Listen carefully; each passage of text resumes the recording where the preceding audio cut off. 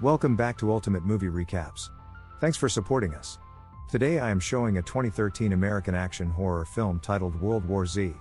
Watch out for the spoilers, just enjoy and take care. A suburban house is shown as the movie starts. Inside the bedroom, Jerry Lane, a former UN employee, wakes up with his wife Karen and his two children, Rachel and Constance. Jerry informs Constance, his youngest daughter, that he has quit his job to spend more time with the family during breakfast. A number of news reports depict conflict and talk of martial law. Jerry is later stuck in traffic while taking his family to another city. He exits the vehicle to investigate the cause of the traffic jam. A deadly zombie onslaught is underway. Anyone who crosses their path is prey to these zombies. Everyone is biting and falling down. He observes something odd there. An average man turns into a zombie within 12 seconds after being bitten by a zombie, but he still manages to save his family. A friend of his who works for the CIA gives him a call. He requests assistance from his friend. Jerry and his family reach a building so that the chopper could rescue them.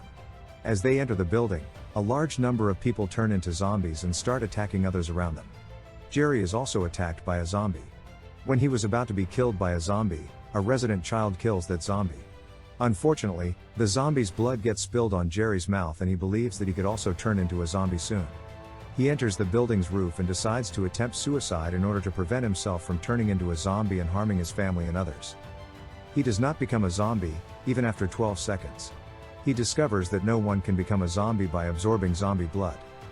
At the same moment, the helicopter flies above the building roof which was sent by his friend. The rescue team picks up the Lanes and a sizable group of other refugees to a U.S. Navy aircraft carrier off the coast of New York City. A team of scientists and military professionals are on board to determine the scope of the pandemic. Dr. Andrew Fassbach, a virologist, contends that the plague is a virus that needs to be identified in order to create a vaccine. Due to his background as a former UN investigator, Jerry is charged with assisting Fassbach in identifying the origin of the outbreak. He hesitantly decides to assist when he is informed that his family will be secure. He is dispatched to Camp Humphreys, a military installation in South Korea, where an email suggested the outbreak may have started. His team gets assaulted by zombies as soon as they reach the base.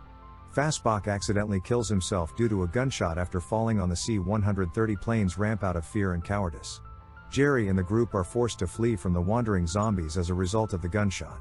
He learns that the zombies are drawn to noise after being saved by the remaining personnel on the base. According to the base's personnel, led by Captain Speak, a Korean soldier was attacked and transformed while doing a field investigation.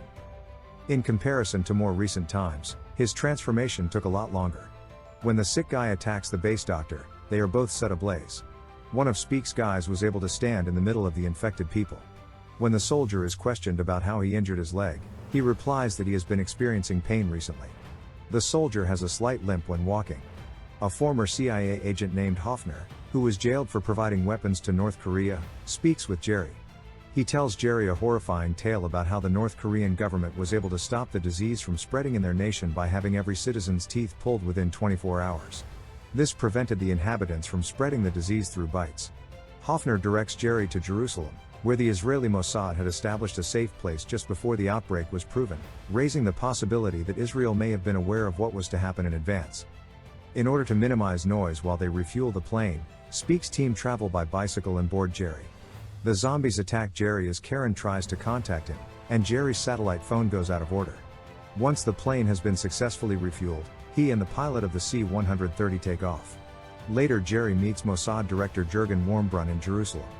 According to Jurgen, Mossad had previously intercepted communications from a general in the Indian army who claimed that the Indian military was fighting Rakshasa, or dead ghosts. In addition, Jurgen outlines how a towering wall that is at least 50 feet high encircles the city's center and is drawing refugees from other nations into the exclusion zone. While the two were having a conversation, a group of Muslim immigrants start to sing merrily as they anticipate finding a safe place to dwell.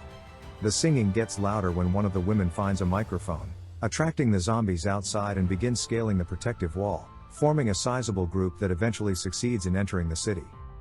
Jerry notices the zombies running yet neglecting an elderly man and a child who is undernourished. A young female Israeli soldier named Segan who is under his escort is bitten by a zombie. To stop the infection from spreading, he quickly amputates her hand and counts from 1 to 12 to make sure she won't turn into a zombie. Jerry's pilot, in the meantime, panics and takes off without them. Once at the airport, they board a Belarus commercial flight. He gets in touch with his friend Thierry and asks him for the closest WHO or CDC style lab, and they are directed to a WHO research facility in Cardiff, Wales. While the aircraft is in the air, a fugitive zombie is let loose from the cargo bay and attacks a flight attendant before attacking the other passengers. When Jerry throws a grenade at the undead, the jet crashes close to Cardiff. Segan and Jerry are still the only survivors who can be seen, despite Jerry having been stabbed by a piece of metal. Segan finds him, and the two travel to the WHO facility in Cardiff. The US Navy assumes Jerry is dead due to his lack of communication and deports his family to Nova Scotia. At the gate, he faints, and 3 days later, while strapped to a bed, he awakens with his wound wrapped and being attended to. He persuades the personnel at the facility that he has a special purpose for being here. As evidence, the men who were observing him called his wife's satellite phone. Thierry calls Jerry and tells him that his family has been moved to a land-based establishment since they are regarded as non-essential. The WHO employees are suspicious of his identity, but Thierry proves his identity. The lead WHO doctor then introduces him to his team after asking what he needs from them. In order to use them against the zombies, Jerry requests the 3 viruses with the highest fatality rates. He responds that it's not for the undead, rather, it's for humans, when they object that he can't make the dead ill. He believes that the zombies' inability to attack a sick host is their greatest weakness. He says that the folks he had earlier seen zombies avoid were doing so because they had a terrible illness that the zombies were cognizant about. Therefore they refrained from attacking. Utilizing the dangerous pathogen would only serve as a cover for therapy. One of the doctors agrees with his reasoning and claims that the only way to verify it is to actually encounter a zombie. She says they have all the viruses, but the B wing, where they are all held, is overrun with about 80 zombies. He is told by a different doctor that the B wing zombies are no longer active. He shows them how to get there. After some time, Jerry, Segan and the chief doctor are seen preparing to go to the vaults to get the virus. Jerry and Segan are given guns against the doctor's advice but not to kill any zombies because doing so makes the others more violent. In a group, they move into the hallway. In order to prevent zombies from entering the hallway, the chief doctor orders his staff to permanently lock the doors. From the protection of the other wing, the doctor keeps an eye on them. As they cautiously make their way through the establishment, Jerry enters first and the light turns on. They continue to make noise, which frightens a few of the zombies.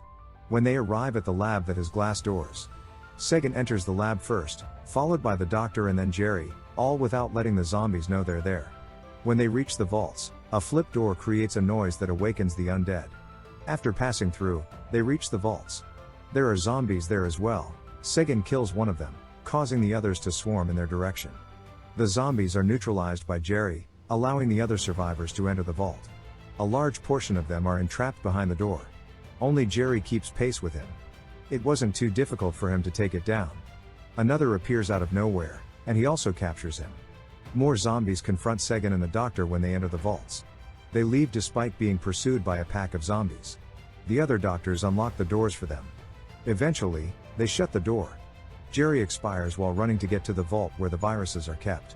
The phone rings as soon as he enters and tries to open the door. Jerry enters after receiving the passcode from a doctor. Subsequently selects a viral vial randomly from the box. A zombie unexpectedly appears at the door. He is forced to inject himself with one of the viruses because he has no other option. He prepares one of the viruses and injects it before showing the scientists a note that reads, "Tell my family I love them." After a brief delay, he unlocks the vault's door. When the zombie enters, it doesn't attack him. He manages to flee the building despite the zombie horde that has taken over. As he enters the facility's safe zone and is treated by the doctors, everyone applauds the success of his hypothesis. In a secure location, Jerry returns to his family in Freeport, Nova Scotia. There, he meets Tommy and his family again. Finally, a vaccine is developed that functions as a zombie camouflage, enabling survivors to safely flee zombie-infested areas and even launch offensives against them. Jerry comments, "This isn't the end. Not even close." And this marks the end of the movie. Thanks for watching.